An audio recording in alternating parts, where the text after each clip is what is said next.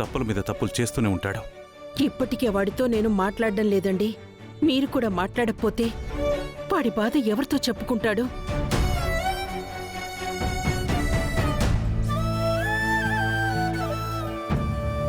వాడిని ఓదార్చటానికి అహల్య కూడా లేదు.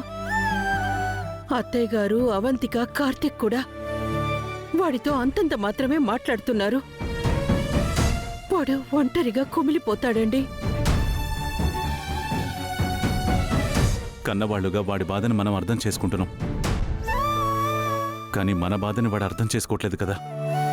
వాడు కనీసం మన గురించి ఆలోచిస్తున్నాడా? మీ గురించి మీ అబ్బాయి ఆలోచించట్లేదని మీరెందుకు అనుకుంటున్నారు సార్? క్షమించండి, మీ అనుమతి లేకుండా ఇలా మీ గదిలోకి వచ్చాను. ఈరోజు ప్రపంచంలో కొడుకులంతా తమ తండ్రులతో ఫాదర్స్ డే జరుపుకుంటారు. తండ్రులు లేని కొడుకులు కూడా తమ తండ్రుల జ్ఞాపకాలని గుర్తు చేసుకుంటుంటారు. అలాంటిది మీరుండి కూడా మీ అబ్బాయి ఫాదర్స్ డే చేస్తానంటే వద్దంటారేంటండి?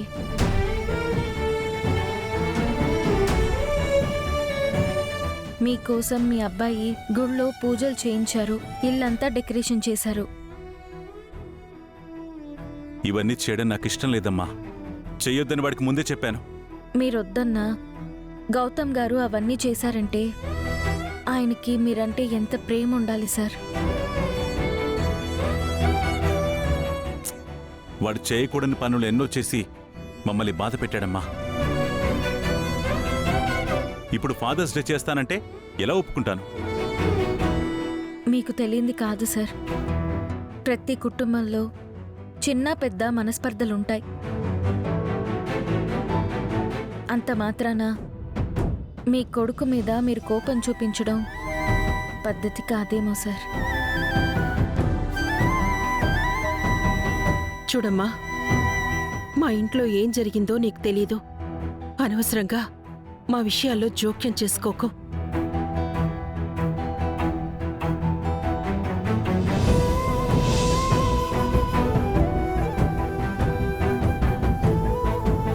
మీ ఇంట్లో జరిగిన కొన్ని విషయాలు గౌతమ్ గారు నాతో చెప్పారు మేడం. ఇది వరకు మీకు ఇంద్ర అనే కొడుకుండేవారంట కదా. పరిస్థితుల కారణంగా ఆయన మీకు దూరం అయ్యారని చెప్పారు.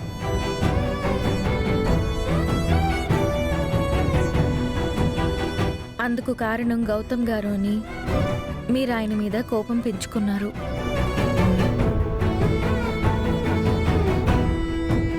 ఒక కొడుకుని దూరం చేసుకుని బాధపడుతున్న మీరు దగ్గరగా ఉన్న ఇంకొక కొడుకుని కూడా దూరం పెడతారా చెప్పండి?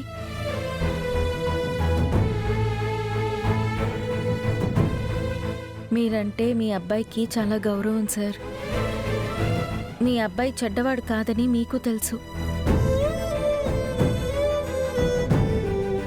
ఆయన తీసుకున్న కొన్ని నిర్ణయాల వల్ల మీకు కోపం, బాధ వచ్చుండొచ్చు.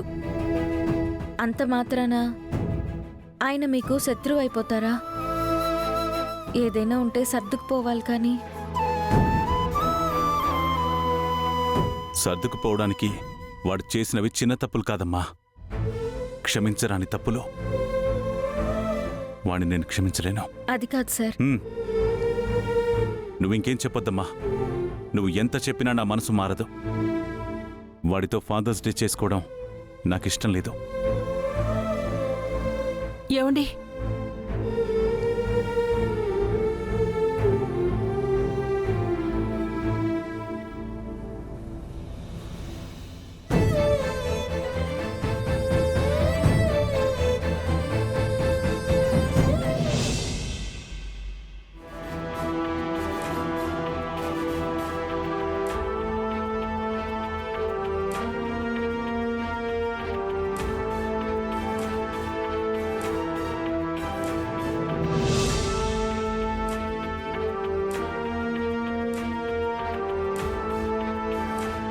నిన్ను చూస్తుంటే ఆ హల్లిని చూస్తున్నట్టే ఉంది.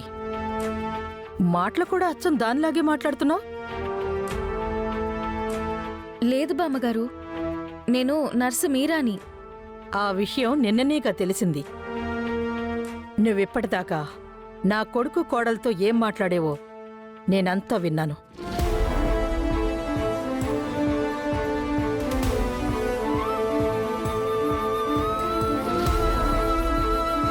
పెద్దవారు, మీరైనా మీ అబ్బాయితో చెప్పి ఫాదర్స్ డే జరిపించొచ్చు కదా బామ్మగారు. జరిపించొచ్చు. నేను చెప్తే నా కొడుకు కాదనడు కూడా. నా మనవడు గౌతమ్ కోసం నేనా మాత్రం చేయలేనా? అయితే మీ అబ్బాయితో చెప్పండి బామ్మగారు. తప్పకుండా చెప్తాను.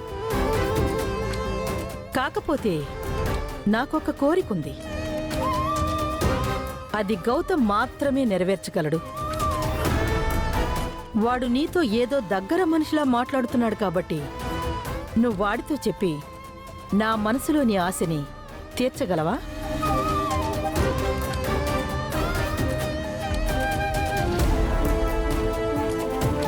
నువ్వలా చేసేవనుకో, నేను నా కొడుకు నొప్పించి ఫాదర్స్ డే జరిపిస్తాను. మీ కోరికేంటి బామ్మగారు? పెద్దదేం కాదు, చిన్నదే. గౌతమ్ తీర్చగలిగేదే, వాడి వల్ల అయ్యేదే.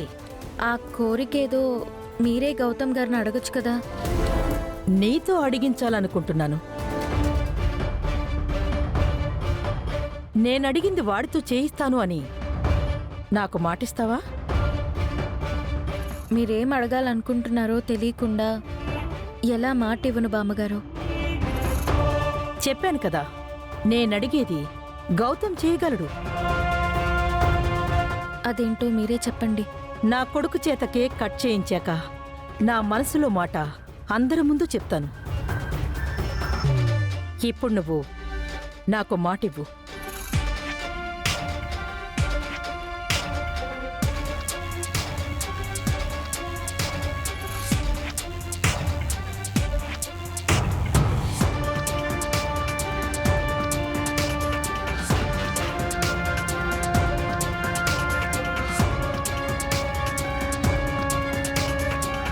సరే బామ్మగారు.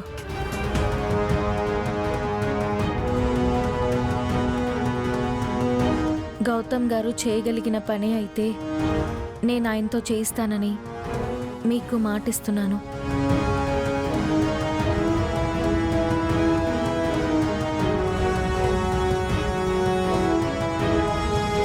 సరే, నువ్వు వెళ్ళి గౌతమ్తో ఫాదర్స్ డే సెలబ్రేట్ చేసుకోమని చెప్పు. నేను నా కొడుకుని తీసుకుని వస్తాను. థ్యాంక్స్ బామ్మగారు.